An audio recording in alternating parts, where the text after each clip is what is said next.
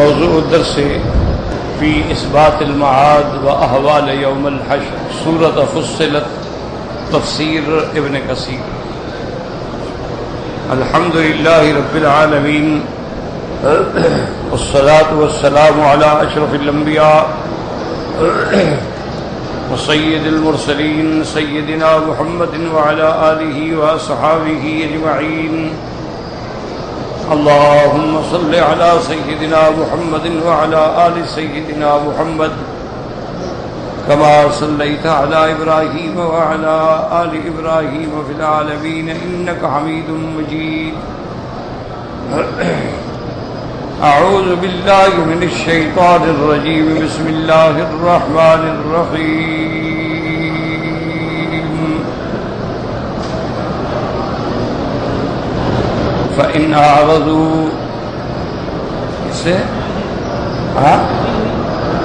فإن أعرضوا فقل أنذرتكم صاعقة مثل صاعقة عاد وثمود إذ جاءتهم الرسل من بين أيديهم ومن خلفهم ألا تعبدوا إلا الله قالوا لو شاء ربنا لأنزل ملائكة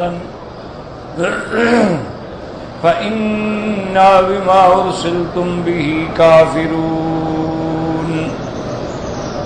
فأما عاد فاستكبروا في الأرض بغير الحق وقالوا من نشد منا قوة أولم يروا أن الله الذي خلقهم هو أشد منهم قوة وكانوا بآياتنا يجهدون. فأرسلنا عليهم ريحا صرصرا في أيام نحسات لنذيقهم عذاب الخزي في الحياة الدنيا والعذاب الآخرة أخزى وهم لا ينصرون. وأما ثمود فهديناهم فاستحبوا العمى على الهدى فأخذتهم صاعقة العذاب الهون بما كانوا يكسبون. ونجينا الذين آمنوا وكانوا يتقون. قال المؤلف والمفسر رحمه الله تعالى أدام النفع بعلومه وعلومكم في الدارين آمين إلى أن قال يقول تعالى قل يا محمد لهؤلاء المشركين المكذبين بما جئتهم به من الحق إن أعرضتم عما جئتكم به من عند الله تعالى فإني أنذركم حلول نقمة الله بكم كما حلت بالأمم الماضين من المكذبين بالمرسلين. اب ان آیات میں انذار ہے، تخویف ہے، تحدید ہے. اللہ پاک نے فرمایا قل یا محمد آپ ان مشرکین مکذبین کو جو آپ لائے ہیں اللہ کا قرآن، اللہ کی کتاب، اللہ کی وحی، اس کی تکذیب کرنے والوں سے آپ کہہ دیں کہ جو کچھ میں لایا ہوں اللہ تعالی کی طرف سے اگر تم نہیں مانتے ہو، اعراض کرتے ہو، انکار کرتے ہو، فإنی انذرکم پھر میں تم کو ڈراتا ہوں اللہ کے عذاب سے کہ نہ اترے تم پر. کما حلت بالامم الماضین من المکذبین بالمرسلین جیسے تم سے پہلے جو امتیں گزری ہیں جب انہوں نے تکذیب کی پیغمبروں کی تو ان پر بھی اللہ کا عذاب اترا. حضور صلی اللہ علیہ وسلم ان کو ڈرا رہے ہیں تاکہ اللہ کے عذاب سے بچ جائیں. اور پہلی امتوں سے فرمایا صاعقۃ مثل صاعقۃ عاد وثمود ومن شاک لہما ممن فعل کفعلہما جیسے کہ اللہ تبارک و تعالی نے عذاب بھیجا قوم عاد پہ اور قوم ثمود پہ. ومن شاک لہما اور جو قومیں ان کی طرح تھیں انہی کی طرح جنہوں نے تکذیب کی انہوں نے جیسے انبیاء کو ستایا ان پر بھی اللہ کا عذاب آیا. اذا جاءتهم الرسل من بين ايديهم ومن خلفهم جب ان کے پاس اللہ کے پیغمبر آئے، ان کے آگے سے بھی ان کے پیچھے سے بھی، کیا مانا ان سے پہلے جو گزرے ہیں ان میں بھی پیغمبر آئے، ان کے بعد بھی، یا پیغمبروں نے آ کے ہر لحاظ سے ان کو دعوت دی؟ جیسے اللہ فرماتے ہیں وَاذْكُرْ أَخَا عَادٍ إِذْ أَنذَرَ قَوْمَهُ بِالْأَحْقَافِ وَقَدْ خَلَتِ النُّذُرُ مِنْ بَيْنِ يَدَيْهِ وَمِنْ خَلْفِهِ۔ جیسے اللہ فرماتے ہیں کہ قصہ یاد کریں قوم عاد کا، جب ان کو ڈرایا، اس کی قوم کو ڈرایا انہوں نے احقاف میں، اور ان سے پہلے وقت خلت النذر، ان سے پہلے بھی پیغمبر گزر چکے تھے، ڈرانے والے گزر چکے تھے، ان سے پہلے بھی ان کے بعد بھی۔ اے فی القری المجاورہ، آگے پیچھے کیا مانا؟ یعنی بعض بستیاں تم سے آگے ہیں، بعض بستیاں تم میں پیچھے ہیں، ان میں بھی پیغمبر آئے، ان میں بھی پیغمبر آئے، تمہیں حالات کا پورا پورا پتہ ہے۔ اے فی القری المجاورۃ لبلادہم، ان بستیوں میں جو تمہارے ملک کے، تمہارے علاقے کے قریب ہیں۔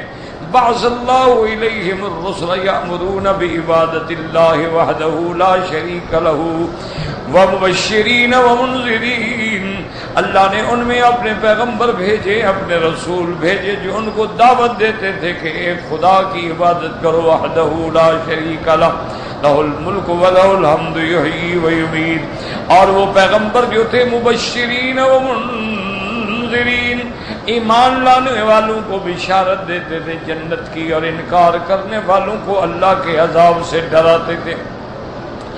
او ما احل اللہ بعدائہ من النکم وما البس اولیاءہ من النعم، اور وہ ڈراتے تھے کہ جو اللہ کے دشمنوں پہ کیسے پکڑ آئی، اور خوشخبری دیتے تھے کہ اللہ کے جو اولیاء ہیں، اللہ پر ایمان لانے والے ہیں، ان کو اللہ نے کیا شان بخشی ہے۔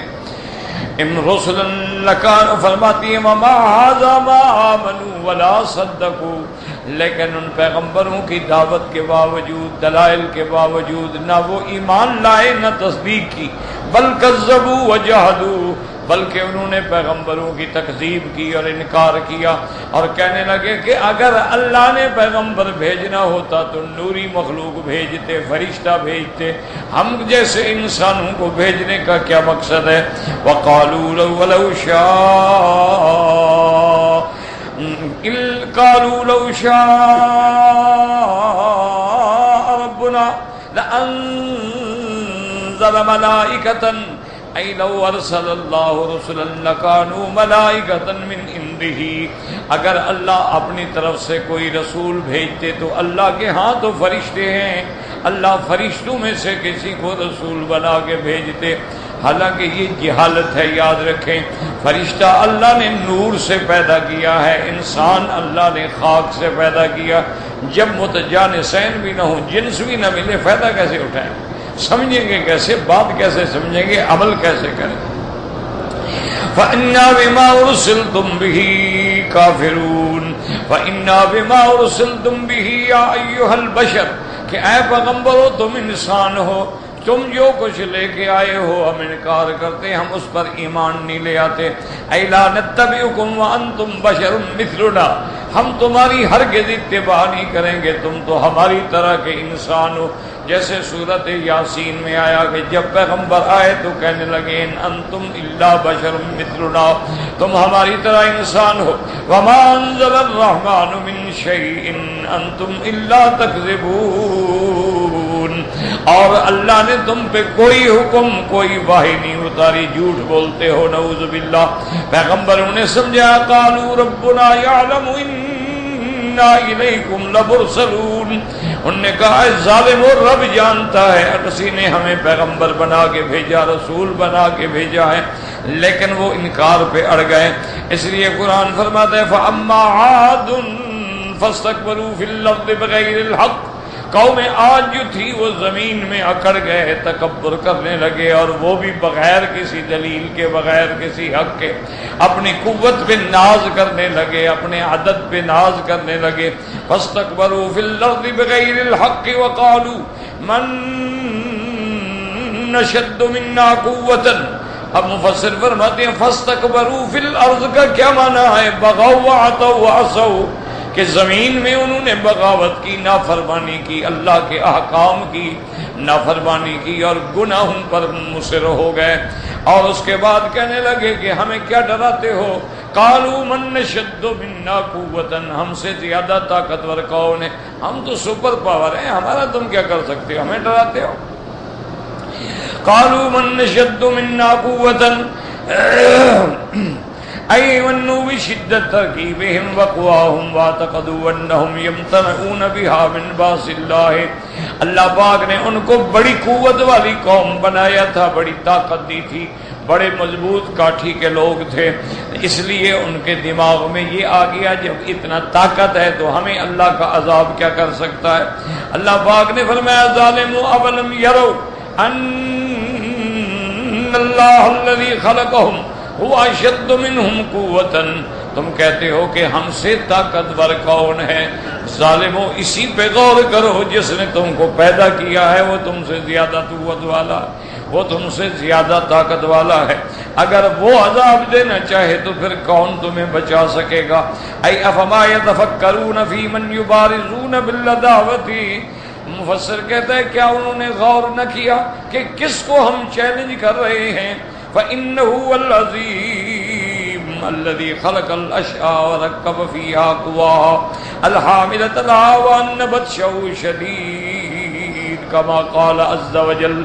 ان ظالموں نے یہ خیال بھی نہ کیا کہ ہم خدا کو چیلنج کر رہے ہیں، وہ ذات وہ بڑی جس نے ساری مخلوق کو پیدا کیا ہے اور جس نے ہر مخلوق کو طاقت دی، ہر مخلوق کے اندر قوا پیدا کیے ہیں، اور یہ بھی نہ سمجھے کہ اس کی پکڑ جو ہے بڑی سخت ہے۔ جب اللہ تبارک و تعالیٰ کسی قوم کو پکڑتے ہیں پھر ان کو کوئی چھڑانے والا نہیں ہوتا، اس لیے اللہ فرماتے ان بطش ربک لشدید، اللہ تبارک و تعالیٰ کی پکڑ جو ہے وہ بڑی سخت ہے۔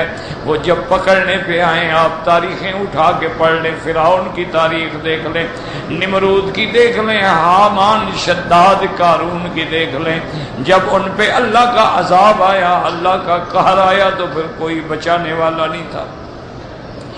اللہ فرماتے ہیں کما قال والسماء بنيناها بأيد وإنا لموسعون، دیکھو کہ ہم نے آسمانوں کو بنایا اپنے ہاتھوں سے۔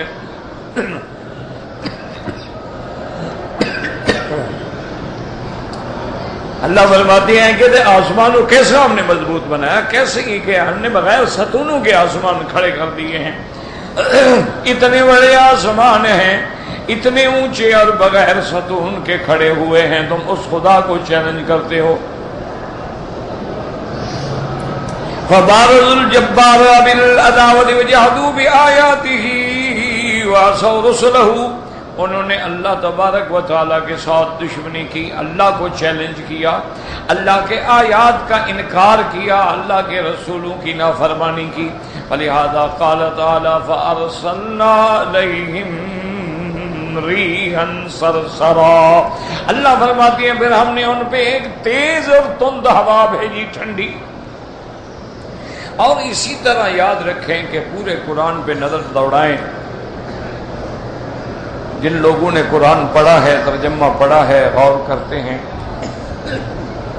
اس کی قدرت دیکھیں کہ ہر قوم کو اس نے ایسا عذاب دیا ہے۔ اب دیکھیں قوم عاد ہے، ان کو اپنی طاقت پہ ناز تھا، کیونکہ یہ وہ قومیں ہیں کہ لم یخلق مثلها فی البلاد، اللہ نے ایسے لوگ پیدا ہی نہیں تھے، اتنے اونچے قد، مضبوط طاقت کہ بڑے بڑے پہاڑ کے پتھر جو ہے نا اکیلا آدمی اٹھا کے پھینک دے۔ لیکن جب اللہ نے فیصلہ کیا تو ان پہ کوئی پہاڑ نہیں گرایا، پتھر نہیں گرائے، جب فیصلہ کیا تو اتنی بڑی طاقتور قوم جو تھی اس کے لیے ہوا بھیجی۔ اب دیکھیں ہوا کتنی لطیف چیز ہے، ایک ہوا بھیجی، اور جب ہوا کی شدت آئی ان کو احساس ہوا کہ ہوا تو تیز ہے، کہنا کہ ٹھیک ہے ہوا تیز ہو، ہمیں تو نہیں اکھاڑ سکتی نا۔ اب دیکھا کہ بھئی نہیں، ہم بھی ہلنے لگے ہیں، کہنے کہ اچھا بھی ایک دوسرے کو پکڑ لو۔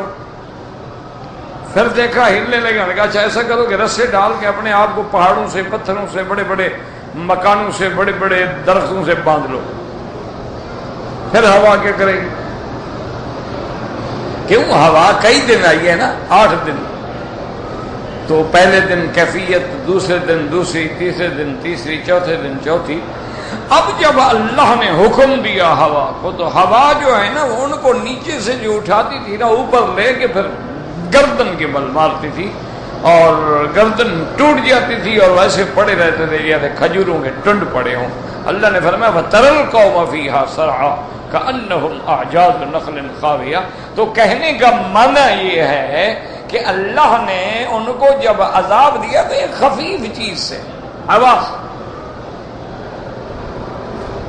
اسی طرح آپ اسی سرزمین مکہ میں بیٹھے ہیں، مینا آپ کے قریب ہے، جب ہاتھیوں کا لشکر آیا، اب ہاتھی تو آپ نے دیکھے ہوئے ہیں کہ وہ تو ایک بڑا عظیم جثے کا جانور ہے نا، وہ تو ایسا ہے کہ جیسے معلوم ہوتا ہے کہ ایک اچھا خاصا کمرہ چلتا پھر رہا ہے، یعنی عظیم الجثہ ہے، قوی الجثہ ہے، اور پھر ہیبت والا جانور ہے۔ اسی لیے پہلے بادشاہ جو تھے وہ ہاتھیوں کے اوپر بیٹھتے تھے، انہی کے اوپر ان کی مسندیں ہوتی تھیں، انہی کے اوپر ان کے بیٹھنے کی جگہ ہوتی تھی۔ طاقت ہے نا، ہاتھی ہے نا۔ اچھا جدھر بھی چلا گیا پھر کون موڑے گا اس کو؟ جانور ہے، جب چل پڑا تو چل پڑا، رک گیا تو رک گیا۔ پھر ان کو ظالم جو ہیں وہ شرابیں پلاتے ہیں، نشہ پلاتے ہیں، ان کو تیار کرتے ہیں کہ وہ اپنے سائز کے حکم کے مطابق چل پڑتا ہے۔ اتنے بڑے بڑے ہاتھی لے آئے، مکے والے تو دیکھ کے بیچارے گھبرا گئے، پہاڑوں پہ چڑھ گئے۔ انہوں نے کہا ان کا کون مقابلہ کرے؟ یہ تو پتہ نہیں بلا کیا ہے، انہوں نے پہلی دفعہ دیکھا تھا زندگی میں ہاتھی۔ اچھا اب اگر اللہ چاہتے تو اللہ تو قادر ہے نا، ہاتھی سے بھی کوئی بڑا جانور بھیج دیتے۔ دیکھا نہیں ہے جنگلوں کے اندر کئی جانور ہیں، کہیں گینڈا ہے، کہیں بڑے بڑے آدم خور شیر ہیں، کہیں چیتے ہیں، کہیں بلائیں ہیں، جو اتنے بڑے جانوروں کو بھی گرا دیتے ہیں، لیکن مقابلے کے لیے اللہ نے چھوٹے سے پرندے بھیجے۔ اتنا بڑا ہاتھی، یعنی اگر سارے ابابیل اکٹھے کرو نا جی تو ایک ہاتھی کا وزن بھی نہیں بنے گے۔ جتنے اللہ نے پرندے بھیجے تھے ان سب کو ایک پلڑے میں ڈال دو، ایک ہاتھی ادھر کھڑا کر دو تو ہاتھی بھرا ہوگا۔ اتنے چھوٹے، اچھا چھوٹے پرندے، پھر جناب وہ لے کر کیا ایک ایک پنجے میں، اس میں بھی پتھر، اس میں پتھر، چونچ میں بھی پتھر۔ وہ کتنا بڑا پتھر ہوگا جناب، کون سا کو کلو کلو کا پتھر اٹھا کے لے آئے ہوں گے وہ، چھوٹے چھوٹے۔ مکے والوں کے پاس کافی عرصے تک وہ پتھر موجود رہے، انہوں نے محفوظ رکھے ہوئے تھے، لوگوں کو دکھاتے تھے۔ تو اللہ نے ہاتھیوں کو مروایا تو ابابیلوں سے، کہ وہ ابابیل آتے اور سائس جو بیٹھے اس کے سر پہ ایک پتھر گراتے، وہ اس سے بھی نکل جاتا، ہاتھی سے بھی نکل جاتا اور ہاتھی تڑپ کے گر جاتا۔ اچھا اور جس جس کو لگتا اس کو بیماری بھی چمڑ جاتی۔ اسی لیے بعض علماء نے لکھا ہے کہ وہ جو آیا تھا نا ابرہا، اس کو جو لگے نا وہ پتھر تو اس کا پورا جسم جو ہے وہ جلنے لگا، پھر گلنے لگا، پھر ایسا ایسا گرنے لگا، یعنی وہ دوڑ بھی رہا تھا، بھاگ رہا تھا اور بدن کا ایک عضو جو ہے وہ گرتا جا رہا۔ تو اللہ نے اس کو کس چیز سے مرا دیا؟ چھوٹے سے ابابیل۔ اسی طرح دیکھیں نمرود ہے، کتنی بڑی طاقت ہے، کتنی بڑی قوت ہے کہ ایک میل ضرب ایک میل آگ کا الاؤ جلا کے حضرت ابراہیم کو جلانا چاہتا ہے، اور قوم بھی حکم بھی تیار کھڑی ہے کہ آگ جلاؤ، ابراہیم علیہ السلام کو جلانا ہے، لیکن اللہ نے مارا تو کیسے؟ ایک چھوٹا سا مچھر، اس کو حکم دیا کہ اس کے ناک سے یہاں بیٹھو، ان کرے تو سیدھا یہاں پہنچ جاؤ بس۔ اب مچھر آگے یہاں بیٹھ گیا، اب وہ تھوڑی تھوڑی دیر کے بعد جو دماغ کو حرکت دے اس کو تکلیف شروع ہو جائے، تڑپنے لگ جائے۔ حکیم ڈاکٹر اب کیا دوا کریں گے جناب، یہاں سے مچھر کو کہیں چپ ہو جاؤ۔ اچھا مچھر چپ کر جائے وہ ٹھیک ہو جائے، آدھے گھنٹے کے بعد مچھر پھر شروع کر دے حرکت، وہ پھر تڑپنے لگ جائے۔ آخر انہوں نے کہا بھی علاج کیا کریں؟ انہوں نے کہا ہاں جی اس کو مارو والا، اور جب مارتے مچھر چپ کر جاتا، اور ہاتھ روک دیتے مچھر پھر شروع ہو جاتا حرکت کرنے کے لیے۔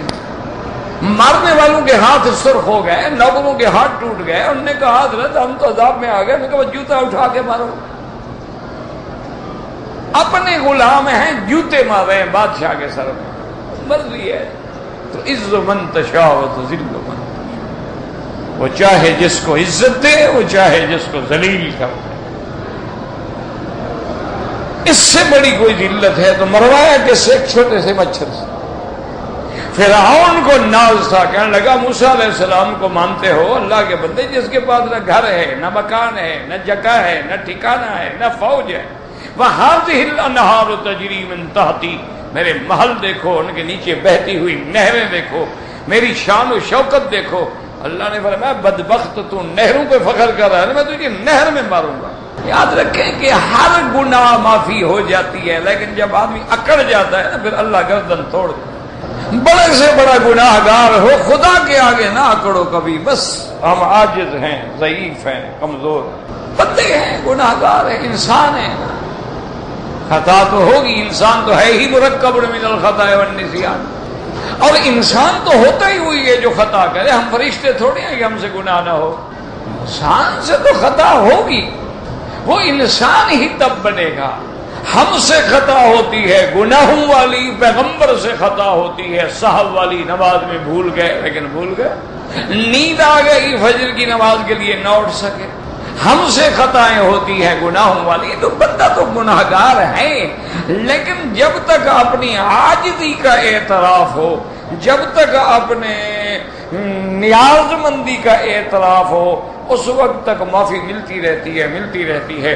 اور جب آدمی تکبر پہ آ جاتا ہے کہ سب کچھ میرے ہاتھ میں جو چاہوں، تو اللہ فرماتا اچھا تمہارے ہاتھ میں کیا ہے؟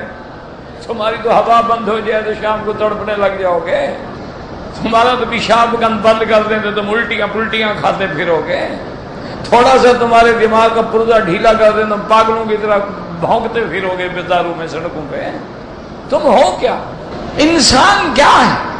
اسی لیے لکھتے ہیں نا تاریخ میں کہ ہارون الرشید شکار کھیلتے ہوئے بھٹک گیا، پیاسا تھا، ایک جگہ گیا، ایک آدمی گلاس پانی کا بھر کے لایا۔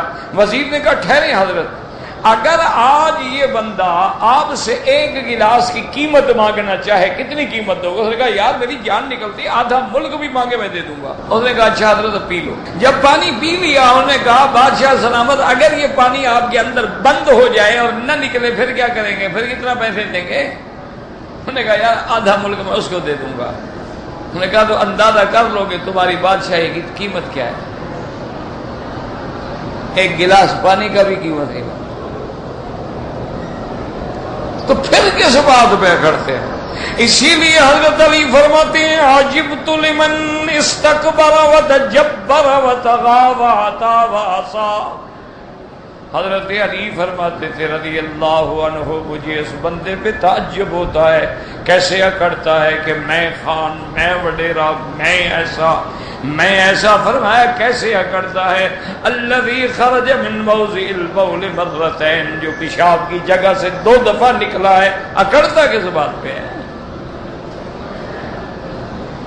کیا مانا خرج من موضع البول، کہ جب باپ کا نطفہ نکلا تھا تو پیشاب کی جگہ سے نکلا تھا، اور جب آپ پیدا ہوئے ہیں تو پیشاب کی جگہ سے باہر تشریف لائے ہیں، تو کس بات پہ انہوں نے کہا اکڑتا ہے؟ اکڑ کس بات کی؟ اور اس کے بعد فرماتی تھی عجبت لمن تجبر، کیسے وہ بندہ اکڑتا ہے جو اپنی گندگی پہ روزانہ بیٹھتا ہے، اپنے پیشاب پہ بیٹھتا ہے، بول و براز پہ بیٹھتا ہے روزانہ، اپنا انجام دیکھتا ہے کہ جو میں نے کھایا کیا تھا اور نکلا کیا ہے۔ فرمایا مجھے سمجھ نہیں آتی تکبر کس بات کا کرتا ہے۔ فرمایا میں حیران ہوں کہ بندہ کیسے تکبر کرتا ہے۔ اگر مر جائے 2 دن کے لیے کوئی اس کو اپنے گھر میں برداشت نہیں کرے گا، اس کے بدن سے، اس کی لاش سے ایسی بدبو اٹھے گی کہ محلے تڑپ اٹھیں گے، ہر کوئی کہے گا اٹھاؤ پھینکو۔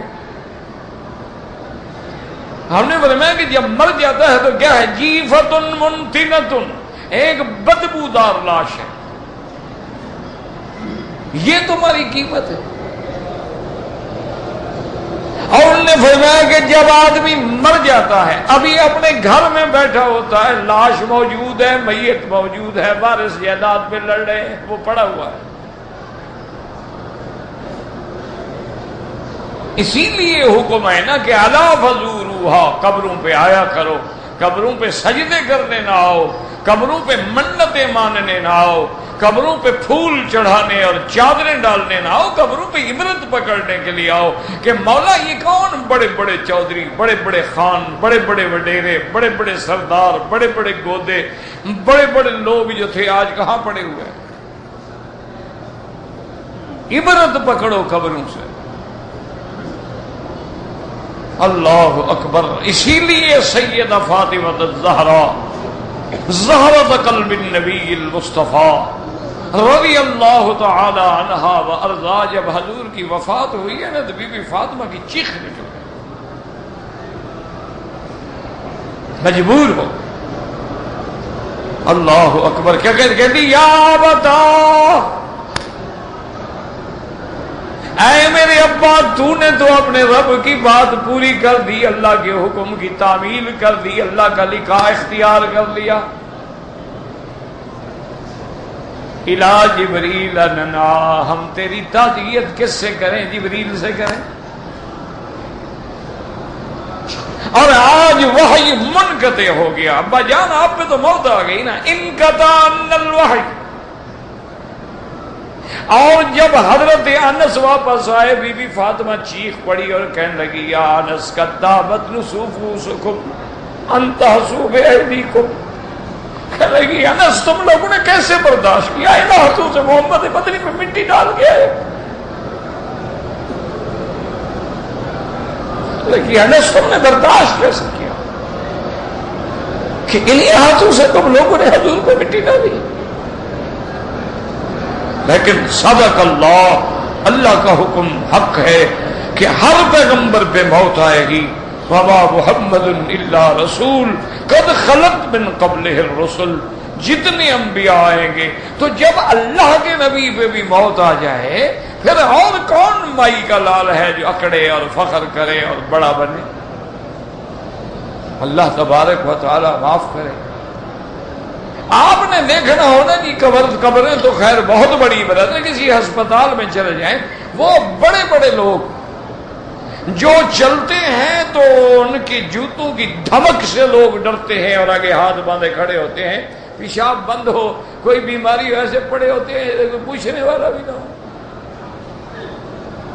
یہ تو انسان ہے، اکڑ کے سوا۔ اس لیے اللہ فرماتا ہے اچھا تکبر کرتے ہو تو پھر ایسا پکڑوں گا کہ پھر میں تمہیں مارنے کے لیے کوئی بڑی چیزیں نہیں بھیجوں گا، چھوٹی چھوٹی چیزوں سے میں ممولے سے ہمیشہ شہباز مرواتا ہوں۔ اللہ نے کیا بھیجا؟ فرماتے ہیں وَأَرْسَلْنَا عَلَيْهِمْ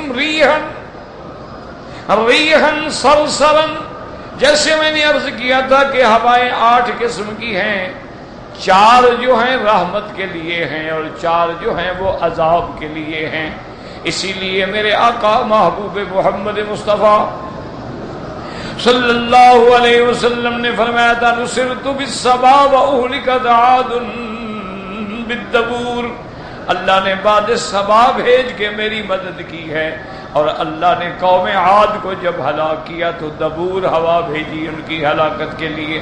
اور بعض علماء فرماتی ہیں کہ پورے قرآن میں نظر ڈالیں، جہاں ریح آئے گی مراد عذاب ہوگا، اور جہاں ریاح کا لفظ ہوگا مراد رحمت ہوگی۔ والذی یرسل الریاح بشرا بین یدی رحمتہ حتی اذا اقلت سحابا ثقالا سقناہ الی بلد میت فاحیینا بہ الارض بعد موتها، تو وہاں لفظ ہوتا ہے ریاح کا، اور یہاں ری معنی ہوتا ہے عذاب۔ فارسلنا علیہم ریحا صرصرا، صرصرا کا معنی علماء فرماتے ہیں تیز، جیسے تیز ہوا چلے سر سر سر سر کی آواز پیدا ہوتی ہے، اس تیز بھی ٹھنڈی بھی. فارسلنا علیہم ریحا صرصرا قال بعضهم وهي شدیدۃ الهبوب، سخت تیز. اور اس کے بعد بعض فرماتے ہیں الباردۃ، ٹھنڈی. وقیل ہی التی لہا صوت، اور بعض علماء کہتے ہیں ایسی آواز جس کے چلنے سے، ایسی ہوا جس کے چلنے سے آواز پیدا ہوتی ہو. والحق انها متصفۃ بجمیع ذلک. اب مفسر فرماتے ہیں کہ سچی بات تو یہ ہے وہ ہوا تھی ہی ایسی، ٹھنڈی بھی تھی، تیز بھی تھی، ہوا آواز والی بھی تھی، یہ ساری صفتیں اس کے اندر موجود تھیں. بجمیع ذالک فإنها كانت ریحا شدیدۃ قویۃ، وہ سخت بھی تھی، قوت والی بھی تھی. لتکون عقوبتهم من جنس ما اغتروا به من قواهم، چونکہ انہوں نے تکبر کیا تھا، ناز کیا تھا اور دعویٰ کیا تھا کہ من نشد منا قوتا، کون ہے ہم سے زیادہ قوت والا جو ہمیں عذاب دے گا. اللہ نے پھر ہوا بھی بھیجی ایسی قوت والی کہ تمہیں سمجھا دے. وکانت باردۃ شدیدۃ البرد، شدید ٹھنڈی ہوا تھی. کقولہ تعالی بریح صرصر بریح صرصر عاتیۃ نئی باردۃ شدیدۃ وکانت ذات صوت مزعج، وہ ہوا ٹھنڈی بھی تھی، تیز بھی تھی، اور اس کی رفتار اور ایسی آواز تھی جو بندے کو ڈرانے والی. وَمِنْهُ سُمِّيَ النَّهْرَ الْمَشْهُورُ بِبِلَادِ الْمَشْرِقِ صَرْصَرًا لِقُوَّةِ صَوْتِ جَرْيِهِ. اب مفسر فرماتا ہے اسی طرح بلاد مشرق میں ایک نہر ہے، وہ بھی جب پانی چلتا ہے تو بڑی آواز ہوتی ہے، اس کا نام بھی صرصر ہے. وَقَوْلُهُ فِي أَيَّامٍ نَحِسَاتٍ أَيْ مُتَتَابِعَاتٍ 7 لَيَالٍ و8 أَيَّامًا حُسُومًا. وَكَقَوْلِهِ فِي يَوْمِ نَحْسٍ مُسْتَمِرٍّ أَيْ ابْتَدَوْا بِهَذَا الْعَذَابِ فِي يَوْمِ نَحْسٍ عَلَيْهِمْ وَاسْتَمَرَّ بِهِمْ هذا النحس 7 ليال و8 أيام حسوما حتى أبادهم من آخرهم واتصل بهم خزي الدنيا بعذاب الآخرة ولهذا قال. اب اللہ فرماتے ہیں کہ ہم نے ان پہ عذاب بھیجا ایسے دنوں میں جو متواتر تھے اور ایسے دنوں میں جو ان کے لیے نحس تھے. 7 لیال و8 ایام حسوما، 7 راتیں اور 8 دن متتابع متواتر. جیسے دوسرے مقام فی یوم نحس مستمر، عذاب کی ابتدا ہوئی ان کے لیے جو دن نحس تھا اور پھر وہ عذاب مستمر رہا. اور اس کے بعد نتیجہ یہ نکلا کہ اللہ تبارک و تعالی نے ان کے اول اور آخر سب کو ہلاک کر ڈالا، اور دنیا کے عذاب کی رسوائی اور پھر اس کے بعد آخرت کے عذاب کی رسوائی ہو گئی.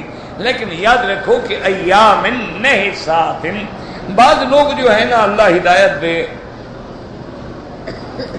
انہوں نے یہ عقیدے بنا رکھے ہیں کہ دن منحوس ہوتے ہیں کہ منگل سفر نہ کرو اور بدھ سفر نہ کرو اور شوال میں شادی نہ کرو اور محرم میں شادی نہ کرو اور فلاں نہ کرو. انہوں نے کہا یہ مہینے سفر کے اندر نہ کہ یہ مہینے اور یہ دن منحوس ہیں.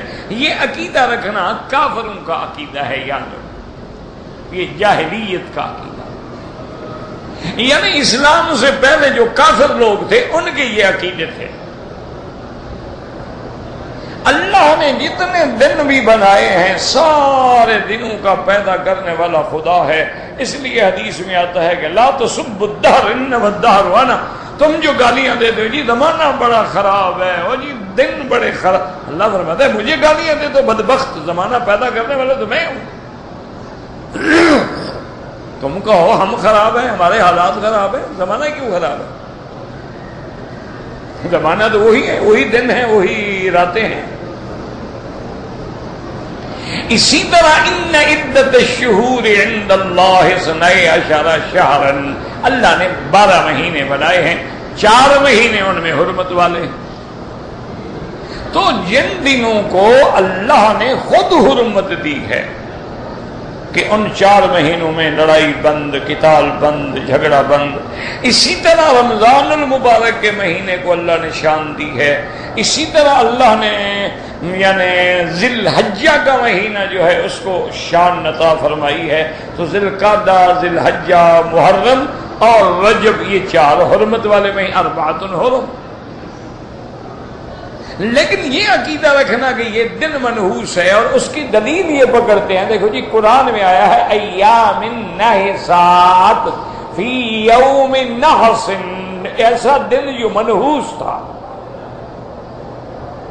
تو اس کو سمجھیں اچھی طرح سے، اور یہ بھی کتابوں میں موجود ہے کہ جس قوم پہ بھی عذاب آیا وہ بدھ کے دن اس کی ابتدا ہوئی ہے، اس لیے وہ کہتے ہیں جی یہ بدھ کا دن تو بڑا خطرناک ہے، حالانکہ ان کو پتہ نہیں ہے۔ دیکھو یہ بھی روایات میں موجود ہے کہ ان اللہ خلق النور یوم الاربعاء، کہ اللہ نے نور جو ہے وہ بدھ کے دن پیدا کیا۔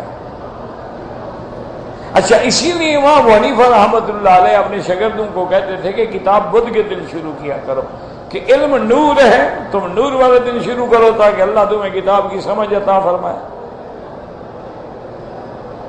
اچھا، اگر یہ دن منحوس ہیں، ایک بات کو یاد رکھو بھی، منحوس تو ہمارے دشمنوں کے لیے ہے نا۔ جس دن ہمارا دشمن اللہ اس کو ذلیل کرے، عذاب دے دے، کافروں کو مار دے۔ آج جو کفار ہیں، جو جبار ہیں، جو مشرکین ہیں، جو صلیبیین ہیں، جو مستہزئین ہیں، ان پر اگر اللہ قہر ڈالے تو ہمارے لیے تو خوشی کا دن ہے نا۔ ہمارے لیے وہ منحوس کیسے ہو گیا؟ منحوس تو ان کے لیے ہوا جن پہ عذاب آیا۔ ایک دوسری بات یہ ہے کہ عذاب ہے 8 دن، شروع ہوا بدھ سے، بدھ سے لے کر اگلے بدھ تک 8 دن ہوئے، پھر تو 8 دن منحوس ہو گئے، پھر 1-2 دن منحوس کا کیا مانا؟ پھر تو 8 دن گھر بیٹھے رہو سارے منحوس ہیں۔ تو یہ ایک جہالت ہے، کوئی منحوس نہیں، یہ اللہ کا نظام ہے۔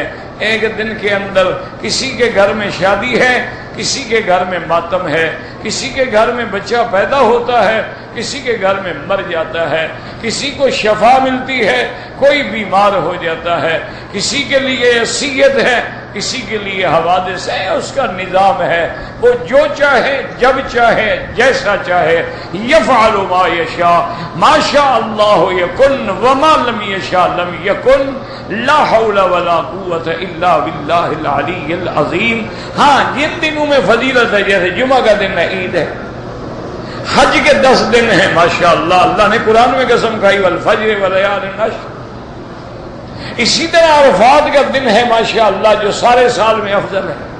اسی طرح لیلۃ المزدلفہ ہے، اسی طرح رمضان کا آخری 10 دن ہے، ان میں لیلۃ القدر ہے، خیر من الف شہر، کہ 1 مہینے کی عبادت سے زیادہ بہتر ہے۔ تو یہ اللہ جس کو فضیلت دے، شان دے۔ باقی یہ کہنا یہ منحوس ہے، اور اگر میں نے سفر کیا اس دن تو ناکامی ہوگی، اور جناب اس دن کہتے ہیں کہ بارش اگر بدھ کے دن آ گئی نا پھر سارا ہفتہ رہے گی، کیونکہ دن ہی منحوس ہے، عذاب بن جائے گا۔ پھر یہ جاہلوں کے عقیدے ہیں، کافروں کے عقیدے ہیں۔ اللہ مسلمانوں کو ان عقائد سے محفوظ رکھے۔ اس لیے فرماتے ہیں وَلَنُذِيقَنَّهُمْ عَذَابَ الْخِزْيِ فِي الْحَيَاةِ الدُّنْيَا وَالْعَذَابُ الْآخِرَةِ أَخْزَىٰ۔ اللہ نے فرمایا یہ تو ہم نے دنیا میں عذاب دیا ہے، اور جو آخرت کا عذاب ہے وہ تو اور زیادہ رسوا کرنے والا۔ أَشَدُّ خِزْيًا لَهُمْ وَهُمْ لَا يُنصَرُونَ أي في الأخرى كما لم ينصروا في الدنيا وما كان لهم من الله من واق يقيم العذاب ويدرأ عنهم النكال۔ اللہ فرماتے ہیں قیامت میں بھی پھر ان کی کوئی مدد نہیں کرے گا، کوئی سفارشی، کوئی چھوٹے موٹے جو خدا بنا رکھے تھے حاجت روا، کوئی بھی کام نہیں آئے گا، جیسے دنیا میں بھی کوئی کام نہ آیا جب اللہ نے عذاب کیا۔ وما كان لهم من الله من واق، اللہ کے عذاب سے کوئی بچانے والا نہیں کہ اللہ کے عذاب کو روک لے اور ان سے اس ذلت کو ہٹا دے، کوئی نہیں ہٹا سکتا، نہ دنیا میں نہ آخرت میں۔ اب اللہ فرماتے ہیں یہ تو قوم عاد کا ذکر تھا نا، اب قوم سمود۔ وَأَمَّا ثَمُودُ فَهَدَيْنَاهُمْ فَاسْتَحَبُّوا الْعَمَىٰ عَلَى الْهُدَىٰ فَأَخَذَتْهُمْ صَاعِقَةُ الْعَذَابِ الْهُونِ بِمَا كَانُوا یکسبون۔ اللہ فرماتے ہیں اما ثمود فہدیناہم قال ابن عباس رضی اللہ عنہما وابو العالیہ وسعید بن جبیر وقتادہ والسدی وابن زید بینا لهم، قوم سمود کے پاس بھی ہم نے پیغمبر بھیجا، ہر چیز بیان کر دی، واضح کر دی، سمجھا دی۔ وقال الثوری دعوناہم، ان کو بھی ہم نے ہدایت کی طرف بلایا، فاستحبوا العمى على الهدى اے بسطناہم وبینا لهم ووضحنا لهم الحق على لسان نبیہم صالح علیہ السلام۔ اللہ فرماتے ہیں ہم نے ان کو روشنی دی، ہم نے واضح کیا، ہم نے حضرت صالح پیغمبر کو بھیج کے ان کو دعوت دی توحید کی۔ فخالفوه وكذبوه وعقروا ناقة اللہ، لیکن انہوں نے حضرت صالح علیہ السلام کی تکذیب کی، آپ کی مخالفت کی، اور جو معجزہ خود مانگا تھا کہ اونٹنی پتھر سے پیدا ہو جائے ہو گئی، پھر اس کو بھی قتل کر ڈالا۔ وَأَكَرُوا نَاقَةَ اللَّهِ تَعَالَىٰ، اور اس اونٹنی کو جو اللہ نے پیدا کی تھی، جعلها آیۃ وعلامۃ علی صدق نبیہم، جو معجزہ تھا، جو حضرت صالح کی سچائی کی نشانی تھی۔ پھر نتیجہ کیا نکلا؟ فَأَخَذَتْهُمْ صَاعِقَةُ الْعَذَابِ الْهُونِ بعث اللہ علیہم صیحۃ ورجفۃ وذلا وہوالا وعذابا فنکالا، اللہ نے حکم دیا، صیحہ آواز آئی، بس چھت میں رجفہ زلزلہ آیا، آواز آئی، چیخ آئی، اس کے بعد ذلت و ہوان کا عذاب نازل ہو گیا، سب کے سب ختم ہو گئے۔ بما کانوا یکسبون، یہ عذاب ہم نے کیوں دیا؟ من التکذیب والجحود، انہوں نے جو جھٹلایا تھا۔ ونجینا الذین آمنوا اے من بین اظہرہم لم یمسهم سوء ولا نالهم من ذلك ضرر بل نجاهم اللہ تعالی مع نبیہم صالح علیہ الصلاۃ والسلام بایمانہم بتقواہم للہ عز وجل۔ اللہ فرماتے ہیں کہ جب قوم سمود پہ عذاب آیا، حالانکہ وہاں حضرت صالح بھی موجود ہیں، ایمان والے بھی موجود ہیں، لیکن ہم نے اپنے ایمان والوں کو عذاب سے بچا لیا، ان کو کوئی ہوا کی تکلیف بھی، کسی قسم کی تکلیف نہیں۔ بل نجاہم اللہ تعالی، مومنین کو اللہ نے اپنے پیغمبر حضرت صالح علیہ السلام کے ساتھ حفاظت کی، بِإِيمَانِهِمْ بِتَقْوَاهِمْ لِلَّهِ عَزَّ وَجَلَّ، چونکہ وہ ایمان لائے تھے اور اپنے اللہ سے ڈرنے والے تھے، وہ عذاب سے بچ گئے۔ اللہم اجرنا من النار، اللہم انا نسألک رضاک والجنت ونعوذ بک من سخطک والنار۔ کہتے ہیں جی کہ میں نے 12 سال پہلے اپنی والدہ کو حج پہ بلایا تھا۔ ویسے ماشاءاللہ تم جلدی نہیں آ گئے مسئلہ پوچھنے، صرف 12 سال تو گزرے ہیں۔ 12 سال پہلے غلطی کی تھی، مسئلہ آج پوچھنے آیا۔ والدہ کو بلایا تھا حج پر، والد نے بھی میں نے والد کا حج بدل کیا، والدہ نے سارے ارکان پورے کیے لیکن طواف زیارت نہیں کیا، تو پورے کیا کیے؟ حج تو ہوا ہی نہیں۔ طواف زیارت تو فرض ہے، بیمار ہو جائے کچھ ہو جائے، چارپائی پر بھی اٹھا کے کرانا تھا تمہیں۔ بہرحال اب حل یہ ہے کہ ان کو عمرے پہ بلاؤ، عمرہ کریں، اور پھر اسی نیت سے کہ جو میں نے طواف زیارت چھوڑا تھا طواف زیارت کریں اور اللہ کے راستے میں دم دے دیں، کیونکہ بوڑھی عورت ہیں اور تو کوئی ایسی بات ہے نہیں کہ کوئی توقع ہو، والد پہلے فوت ہو چکے تھے آپ کے۔ تو بہرحال اس کا حل اب یہی ہے، طواف زیارت جو ہے وہ حج کے فرائض میں ہے، اور بعض ائمہ کے نزدیک وہ رکن من ارکان الحج ہے، یعنی اس کے بجائے حج کامل نہیں ہوتا اور تحلل کامل بھی نہیں ہوتا، یعنی مرد ہے یا عورت ہے اس پہ عورت حلال ہی نہیں ہوتی جب تک کہ طواف زیارت نہ۔ ایک بات یاد رکھیں، حج کے اندر ہیں ہی یہی 4 چیزیں کہ ایک نیت ہو، احرام ہو، عرفات ہو اور طواف زیارت ہو۔ ان میں اگر کوئی چیز رہ جائے پھر حج نہیں ہوتا۔ ایک آدمی سارے کام کرے عرفات نہ جائے، حج نہیں ہوتا۔ سارے کام کرے لیکن احرام ہی نہیں باندھا تو پھر بھی حج نہیں ہو۔ سارے کام کرے اس کی نیت ہی نہیں تھی، پھر بھی حج نہیں ہو۔ طواف زیارت نہ کرے تب بھی حج مکمل نہیں ہوگا، اور تحلل کامل نہیں ہوگا، یعنی اس میں کبھی بیوی حلال ہی نہیں ہوگی۔ ہاں ایک بات یاد رکھ لیں کہ اگر مثلا حج کے بعد اس آدمی نے کوئی طواف کیا ہے، یعنی اس کی نیت نہیں تھی طواف زیارت کی، لیکن کوئی طواف کیا ہے تو وہ خود بخود طواف زیارت بن جائے گا، پھر بچ جائے گا بیچارہ، اس کا حج ہو جائے گا۔ اب یہ تم جانو کہ اس نے طواف زیارت ہی نہیں کیا، طواف وداع ہی نہیں کیا، تو ان کو بلوائیں دوبارہ اور ان کا عمرہ کرائیں، اور عمرے کے بعد طواف زیارت کریں، پھر دم ادا کریں۔ طواف زیارت کے چھوڑنے کا بھی اور طواف الوداع کے چھوڑنے کا الگ دم ادا کریں۔ اتفاق، اگر اختلاف رحمت ہے، اس کا معنی یہ نہیں ہوتا کہ اختلاف رحمت ہو تو اتفاق رحمت ہے۔ کس میں اتفاق؟ بندوں میں یا مسائل میں؟ کیوں اپنے آپ کو اتنا بڑا جاہل بنا کے لکھتے ہو؟ بات مسائل میں اختلاف و اتفاق کی ہو رہی ہے یا بندوں میں ہو رہی ہے؟ کوئی عقل کرو۔ ایک ہے کہ ہم آپس کے اندر رہتے ہیں، بلا وجہ اختلاف نہ کریں، محبت سے رہیں، پیار سے رہیں، خالق الناس بخلق حسن، یہ الگ چیز ہے۔ ایک ہے شرائع میں اختلاف، تو جو موسیٰ علیہ السلام کی شریعت تھی وہی تمہاری شریعت ہے۔ آدم علیہ السلام کی شریعت میں تو بہن بھائی کا نکاح جائز تھا، تم کرو گے؟ موسیٰ علیہ السلام کی شریعت میں 3 نمازیں تھیں، تمہاری 5 ہیں۔ اللہ نے 50 نمازیں فرض کی، لیکن معاف کر کے 5 رکھی، لیکن لکھی 50 جائیں گی۔ کچھ خدا کے لیے بات کو سمجھو، عقل کرو۔ اب انسان کے ہاتھ ہیں، ان انگلیوں میں اختلاف ہے کہ نہیں؟ کوئی بڑی ہے کوئی چھوٹی ہے، ان کو برابر کر کے ذرا تجربہ کر دیکھو، کوئی عقل کرے۔ ایک انسان عالم ہے ایک جاہل ہے، اختلاف ہے کہ نہیں؟ ایک انسان جمیل ہے ایک کبھی ہے، اختلاف ہے کہ نہیں؟ ایک انسان حسن صوت ہے اور ایک کا آواز ایسی ہے جیسے اللہ معاف کرے گدھے کا آواز ہو۔ تو اللہ کے بندے بات کو سمجھا کر، یہ نہیں ایک لفظ بنا لیا او جی اختلاف رحمت ہے تو اتفاق زحمت ہوگا۔ یہ فلسفہ کہاں تم سے سیکھا ہے؟ کس نے سکھایا ہے تمہیں؟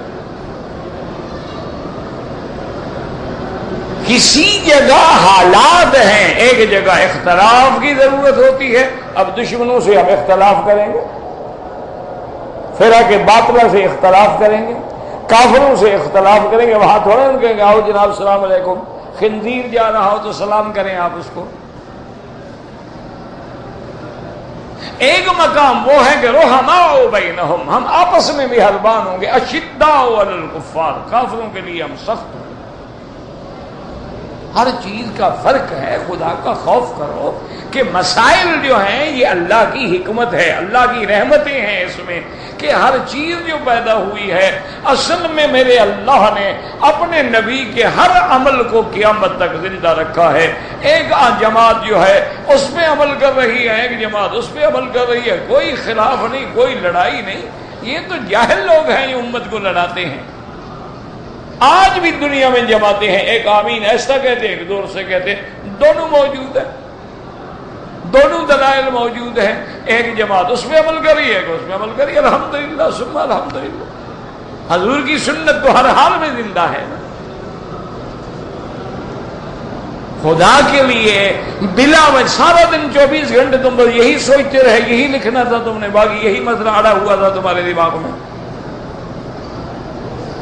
کیوں حضور کی امت کو لڑانا چاہتے ہو؟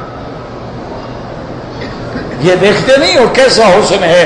ایک کعبہ ہے، ایک امام ہے، حنفی ہیں، شافعی ہیں، مالکی ہیں، حنبلی ہیں، اہل حدیث ہے، ہر آدمی کھڑا ہے، نمازیں پڑھ رہے ہیں، سکون سے طواف کر رہے ہیں، کوئی جھگڑا نہیں۔ خدا کا شکر کرو۔ کہتے جی کہ رواج ہے کفن دھو کے لے جاتے، تو رواج ہے نا، کوئی شریعت کا مسئلہ تو نہیں ہے نا۔ رواج تو تم نے لکھ دیا، بات ختم ہو گئی۔ تو رواج تو سنت نہیں ہوتا نا۔ زمزم کے برکت ہونے میں شبہ نہیں۔ زمزم جو ہے وہ شفا ہے، زمزم جو ہے طعام تؤمن و شفاء سقم، زمزم جو ہے ماء زمزم لما شرب لہ، جس نیت کے ساتھ پئیں گے دعا مانگیں گے اللہ وہ قبول فرمائیں گے. لیکن کفن دھونا یہ ساری چیزیں لوگوں نے بنائی ہیں، شریعت میں کوئی نہیں. اگر یہ دین ہوتا تو لازمی بات ہے کہ سب سے پہلے صحابہ عمل کرتے ہیں، یاد رکھو. اور دوسری بات یہ ہے کہ بخشش جو ہے نا اس کا تعلق کفن سے ہے ہی نہیں، اس کا تعلق ایمان سے ہے. اب دیکھیں نا جی، ایک مجاہد ہے اللہ کے راستے میں جہاد کرتا ہوا، وہ ریزہ ریزہ ہو گیا، کس نے کفن پہنایا؟ اس کو بیچارے کو تو کفن ملا ہی نہیں، اس کی تو کسی نے نماز ہی نہیں پڑھی، یہ بھی نہیں پتا کہ لاش کہاں ہے. جہاز کریش ہو گیا، بندے اڑ گئے، ریزہ ریزہ ہو گئے، کہاں کفن کہاں دفن کہاں نماز کا. لیکن اللہ ان کو کہتا ہے کہ مردہ بھی نہ کہو تو زندہ ہے. ان کو اللہ نے ایسی شان دی. اصل دعا کرو خاتمہ ایمان پہ ہو جائے، ورنہ آپ دیکھو نا جی، رام چندر سنگھ کو تم کعبہ شریف کے غلاف میں لپیٹ کے دفن کرو تو جنت میں چلا جائے گا. رام چندر ہی رہے گا. بڑے بڑے کافر، کٹے کافر جو میرے نبی کے دشمن تھے، سارے جنت المعلیٰ میں دفن ہیں، تو اس کی وجہ سے کیا جنت میں چلے جائیں گے؟ سیدھے جہنم میں جائیں گے. وہ دشمن ہے حضور پاک کے. جادو جن انسان کو نقصان پہنچاتے ہیں، ہاں بالکل پہنچاتے ہیں، اس میں کوئی شک نہیں. اس کی وجہ یہ ہے نا کہ سب سے بڑا دشمن تو تمہارا شیطان ہے. اللہ نے بتلا دیا نا کہ ان الشیطان لکم عدو مبین، تمہارا کھلا دشمن ہے. تو جن وہ شیطان ہی تو ہوتا ہے، اور کون ہوتا ہے؟ اسی طرح جادو جو ہے، جادو بالکل حضور کی ذات مبارک پہ ہو گیا تو اور کس کی کیا طاقت ہے؟ جادو ہوتا ہے. باقی کیسے پتہ چلتا ہے؟ مجھے تو پتہ چلتا نہیں. بعض لوگوں کو ہوتا ہے تجربہ، وہ علامات سے پہچانتے ہیں، اندازہ لگاتے ہیں. یا آپ ایسا کریں کہ اس پر سورت بقرہ پڑھنا شروع کریں، اگر اس کو کچھ ہوگا نا تو پھر وہ ظاہر ہوگا. باہر سورت سب سے بڑا علاج اللہ کا قرآن ہے کہ سورت البقرہ پڑھو، پڑھاؤ، دم کرو، پلاؤ. اور آخری صورت معوذتین، قل اعوذ برب الناس، قل اعوذ برب الفلق. اور اسی طرح جو قرآن میں آئے تھے نا، فلما جاؤ بالسحر القوا السحر قال موسیٰ ما جئتم به السحر ان اللہ سیبطلہ ان اللہ لا یصلح عمل المفسدین. اسی طرح اور جو آیات ہیں سحر کے ابطال کے لیے، پڑھ کے دم کریں، انشاءاللہ سب ٹھیک ہو جائے گا. لیکن بہرحال مجھے پتہ نہیں لگتا، میرے کہنے قرآن پہ اعتقاد رکھنا. مجھے نہ جنوں کا پتہ ہے اور نہ مجھے جادو کا پتہ ہے. مجھ سے تم نہیں ٹھیک ہوتے تو جن کہاں ٹھیک ہوں. وحضرت اللہ شاہ بخاری رحمۃ اللہ علیہ ایک دفعہ تقریر کر رہے تھے تو کسی نے جھگڑا کرانے کے لیے پوچھ لیا کہ حضرت یہ مرنے کے بعد مردے سنتے ہیں یا نہیں سنتے؟ مسئلہ تھا نا اختلاف کے، جھگڑا ہو جائے. انہوں نے کہا میری تو زندہ نہیں سنتے، مردوں کا مجھے کیا پتا. کہا میری تو جو بیٹھے ہیں زندہ یہ بھی نہیں سنتے. ایک آدمی احرام کے ساتھ پہلے نکاح پڑھ کر میاں بیوی حج کیا تھا. اور کیا کرتے ہیں؟ حج کیا. اچھا کیا. کیوں ہو گیا؟ اس میں تمہیں تکلیف کیا ہے؟ تمہارا مقصد تھا کہ نکاح کرنے کے بعد ہنی مون منانے کے لیے ہالی ووڈ جاتے، لاس اینجلس جاتے، بینکاک جا کے وہاں فلمیں دیکھتے. حج کیا، اچھی بات ہے، اچھا کیا. اچھا یہ انڈونیشیا والے بھائی جو ہیں نا ہمارے، ان کے ہاں تو بڑی عجیب شرط ہوتی ہے. وہ جناب ایک تو ان کے نزدیک عمرہ بڑا افضل ہے نا امام شافعی رحمۃ اللہ علیہ کے نزدیک، اور دوسرا وہ جب نکاح ہوتا ہے نا وہ شرط کرتے ہیں کہ تم اپنی بیوی کو حج کرواؤ گے. یہ شرط لکھو تو پھر وہ نکاح دیتے ہیں ورنہ نہیں دیتے ہیں. اچھا پھر وہ جب ان کو لے کے آتے ہیں نا حج پہ، وہ جتنا اس کی عمر ہے 20 سال تو 20 عمریں کریں گے، جو کہ امام شافعی کے نزدیک ہر سال عمرہ افضل ہے نا. وہ سارے عمرے پھر کر کے جاتے ہیں. اپنا اپنا ذوق ہے، ٹھیک ہے.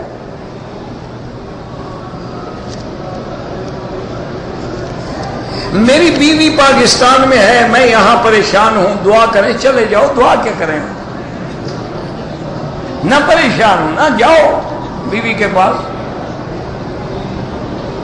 اس میں دعا کا کیا تعلق ہے؟ ہوائی جہاز ہے، ٹکٹ خریدو چڑھ کے بیٹھ جاؤ، دعا کا کیا ہے؟ دعاؤں سے بیوی ملتی، مجھے نہ مل جاتی؟ 5 سال سے تو میں کر رہا ہوں دعائیں۔ اور بابا ٹکٹ خریدو، جاؤ اپنی بیوی کا حق ادا کرو۔ مرنڈا 7 اپ اور پیپسی جو ہے اسرائیل کی بنی ہوئی ہے، مجھے تو نہیں پتا۔ سنی سنائی بات یہی ہے کہ جتنے بیوریجز ہیں ان سب کا اصل جو ہے، فارمولہ جو ہے، وہ یہودیوں سے آتا ہے اور نفع ان کو جاتا ہے۔ اللہ عالم، نہ مجھے پتا ہے نہ میں جانتا ہوں، سنا میں نے یہی ہے کہ جتنے یہ بیوریجز ہیں نا بڑے انٹرنیشنل لیول کے، جیسے مرنڈا ہے، پیپسی ہے، کوکا کولا ہے، 7 اپ ہے، تو یہ سارے جو ہیں یہ ان کا اصل جو ہے وہ یہودی ہیں، اس لیے ان کی جو رائلٹی کے حقوق ہوتے ہیں نا وہ سارے پھر پیسہ ان کو جاتا ہے۔ تو بہرحال اللہ عالم، تم بھی تو ماشاءاللہ مسلمان ہو نا کہ ایک پیپسی کے مقابلے پہ پانی نہیں بنا سکتے، لڑیں گے کافروں سے ماشاءاللہ۔ یعنی ایک پیپسی کولے کا مقابلہ بھی تم نہیں کر سکتے، لڑو گے مٹی۔ مکہ کولا بنایا، زمزم کولا بنایا، ان نے کیا کیا؟ ان نے سارا خرید کے ضائع کر دیا، فیکٹریاں ختم ہو گئی، دوسرے دن کباڑا ہو گیا حضرت کا۔ ہمارا حال تو یہ ہے کہ ہم ایک پانی نہیں بنا سکتے، پانی ہمارا باہر سے آتا ہے، منرل واٹر ہمارا باہر سے آتا ہے، چیز ہماری باہر سے آتی ہے، برگر ہمارے باہر سے آتے ہیں، اسی طریقے سے آپ دیکھیں پیزے ہمارے باہر سے آتے ہیں، بیگ ہمارے باہر سے آتے ہیں، گوشت ہمارے باہر۔ لڑو گے تم مسلمان کا مٹی سے لڑو گے؟ تم تو سوئی نہیں بنا سکتے، لڑو گے کیا؟ کپڑا پھٹ جائے تو سوئی بھی باہر سے لینے کے لیے جاؤ گے؟ پہلے علم حاصل کرو، علم کا مقابلہ علم سے ہوتا ہے، ٹیکنالوجی کا مقابلہ ٹیکنالوجی سے ہوتا ہے، زبانی کلامی نہیں ہوتا کہ جی پھونک ماریں گے اور کیڑے پڑ جائیں گے۔ ہمارے پیر جو ہیں وہ بموں کو پکڑ لیتے تھے، 65 میں پکڑ لیا، 71 میں ناراض ہو گئے، کسی بم کو نہیں پکڑا۔ خدا کا خوف کرو یار۔ اگر یاد رکھو دعاؤں سے کیڑے پڑتے تو پھر احد والے دن کافروں کو کیڑے پڑ جاتے جنہوں نے میرے مدنی محمد مصطفیٰ کا مقابلہ کیا۔ اللہ نے دکھلایا، بدر میں فتح ہوئی، احد میں شکست ہوئی، کہ میرے مدنی دنیا میں فتح بھی ہوگی شکست بھی ہوگی۔ میں بازار میں جو گوشت ملتا ہے جو باہر کا ہے اس کا کوئی اعتبار نہیں۔ ربنا تقبل منا انك انت السميع العليم وتب علينا انك انت التواب الرحيم۔